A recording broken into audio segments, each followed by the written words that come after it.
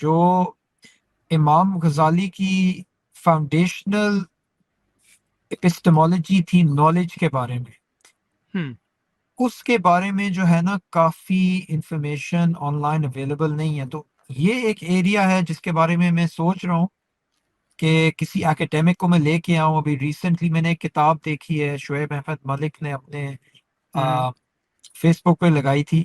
تو یہ انشاءاللہ میرا اگلا ایک ایریا ہے جس پہ میں کور کرنا چاہتا ہوں، کیونکہ اسلامک پرسپیکٹو سے ہماری اپسٹمالوجی کیا ہے، یہ جو ہے نا اس ایریا پہ کام نہیں کیا گیا زیادہ ریسنٹ ٹائمز میں. میرا دل ہے کہ پہلے کنٹمپریری جو ہمارے فلاسفرز تھے غزالی کی طرح، ان کی جو سوچ ہے وہ ایکسپاؤز کی جائے، اس کے بعد پھر ہم اس کو ڈیولپ کریں، اس کے بارے میں بات کریں، کیونکہ یہ ایک بہت امپورٹنٹ نیش ہے جو کافی نگلیکٹ ہوئی بھی ہے.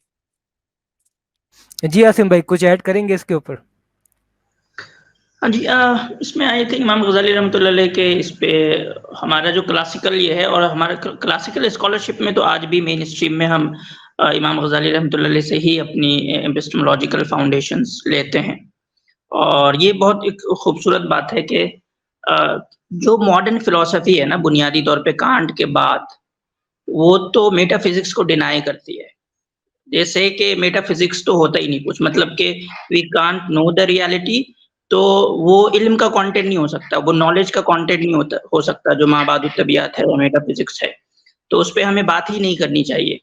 جو فلسفی جو پوری کی پوری سمٹ کے رہ گئی ہے، جو تھوڑی بہت رہ گئی ہے، وہ ایپسٹمولوجی میں رہ گئی ہے. اور یعنی کہ ہماری جو اسکالرشپ ہے کلاسیکل، آج بھی وہ اسی نہج کو فالو کرتی ہے جو پرانی ہے، جہاں فلسفی کی بحث آنٹولوجی سے شروع ہوتی ہے، ایپسٹمولوجی سے نہیں ہوتی.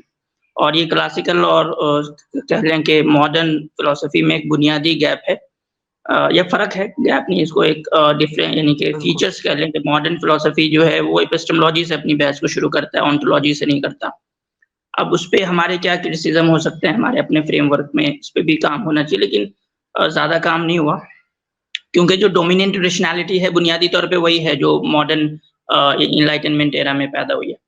تو امام غزالی رحمۃ اللہ علیہ کا جو ماڈل ہے، that is the fantastic model how to deal with the new ideologies اور the dominant rationality which is not Islamic. Like یہ ہماری تاریخ میں ایسا نہیں، یہ پہلی مرتبہ ہوا ہے کہ کوئی دوسری ریشنالٹی آ کے ڈومیننٹ ہو گئی ہے. امام غزالی کے دور میں یہ تھا کہ جو گریک ریشنالٹی تھی وہ ڈومیننٹ ہو رہی تھی اسلامک ریشنالٹی پہ، تو انہوں نے کس طریقے سے جو ان کے ماڈل ہیں، 4 اسٹیپ ماڈل ہیں، اس کو ہی استعمال کرنا چاہیے. اور ہمارا جو مطلب ایپسٹمولوجیکل یہ ہے وہ ملٹی ڈائمینشنل ہے، یعنی کہ ہم نہ تو ریشنلسٹ ہیں نہ تو ہم ایمپیریسسٹ ہیں، بلکہ ہم ملٹی ڈائمینشنل جو ہے وہ ایپسٹمولوجی رکھتے ہیں. اور یہ انسان کے بہت سارے سوالوں کو جو جہاں پہ ریشنالٹی یا ایمپیریسزم دونوں مل کے آنسر نہیں کر پا رہے ہیں، ہمارا جو ملٹی ڈائمینشنل ایپسٹمولوجیکل اسٹرکچر ہے وہ اس کو حل کرنے میں کامیاب ہے. لیکن یہی ہے کہ ابھی وہ سمجھیں گے ڈومیننٹ نہیں ہے، یا لوگ اس کے بارے میں زیادہ بات نہیں کر رہے ہیں، وہ مین اسٹریم نہیں ہوئی ہے. یہ آپ کی بات بہت زبردست ہے. میرے دماغ کے اندر بھی ایک آئیڈیا آیا تھا کہ ایپسٹمالوجی میں ایک بہت بڑا شفٹ آیا ہے پچھلے 40 سال میں، کہ جو پہلا ماڈل تھا جس کو کہتے تھے ٹرو جسٹیفائڈ بلیف، ٹھیک ہے، کہ نالج وہ چیز ہے جو ٹرو ہے، جو جسٹیفائڈ ہے، جو ہم بلیو کرتے ہیں.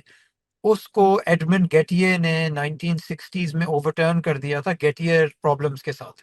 یعنی جو نالج ہماری طرف آتی ہے وہ جسٹیفائڈ ہو سکتی ہے، ٹرو بھی ہو سکتی ہے، ہم بلیو بھی کرتے ہیں، مگر وہ نالج نہیں ہے. اور اس کے اگزامپلز ہیں، جس طرح ایک بروکن کلاک ہے، وہ دن میں 2 دفعہ کریکٹ ہوتی ہے، اس قسم کی چیزیں. تو اس کے بعد جو فلاسفرز ہیں نا، ان کو ایک اپرچونیٹی ملی تھیوری آف نالج کو، ایپسٹمالوجی کو ڈیولپ کرنے کے لیے. تو پھر یہ ہوا کہ ٹیمتھی ولیمسن نے اس پہ بہت زبردست کام کیا ایپسٹمالوجی پہ. تو ٹیمتھی ولیمسن کو میں نے ابھی ریسنٹلی انٹرویو کیا تھا. وہ پروفیسر آف لاجک ہے، آکسفورڈ یونیورسٹی میں ابھی تک پڑھاتا ہے. تو وہ انٹرویو پلیز آپ جا کے دیکھنا، میرے چینل پہ بہت زبردست انٹرویو ہے. اور اس انٹرویو کے اندر ہم اس چیز کو یعنی ڈسکس کرتے ہیں جو ماڈرن فلسفی ہے اور اس کے جو امپلیکیشنز ہیں ماڈرن سوسائٹی کے لیے.